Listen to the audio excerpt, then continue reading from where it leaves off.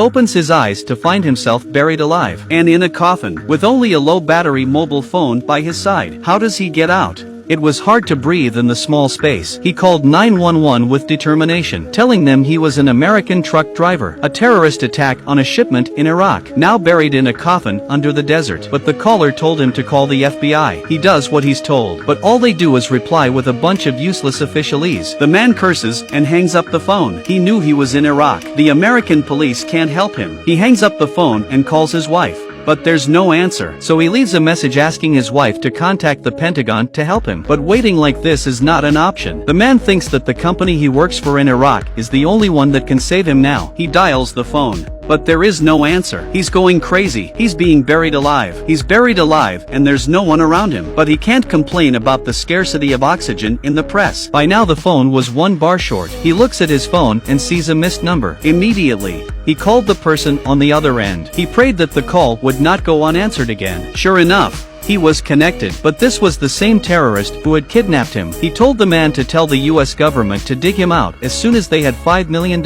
Otherwise, he would stay inside. But the man didn't know the government's phone number. He had to call his wife's best friend, asking him to look up the White House phone number. But the man is too busy shopping to help him. The man has no time to explain. He screams at the person for the number, but he was hung up on. The man cries and laughs. He thought, "I'm dying, and you're still concerned about shopping." He adjusts his mind. After calling his wife's best friend again and apologizing, he finally gets the number. The man hung up before cursing her out. He called the White House to explain his request for $5 million, only to have the White House reject him outright. The reason was that the US doesn't negotiate with terrorists. He couldn't take it anymore. "I'm at the bottom of a desert in 40-degree heat, about to run out of oxygen, and you're in your office drinking tea and blowing air conditioning and telling me it's impossible."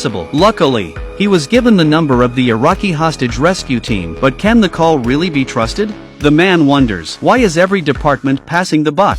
No one seems to care about his situation. He didn't think he'd see things in this pavilion that he hadn't seen most of his life. He dialed for help anyway.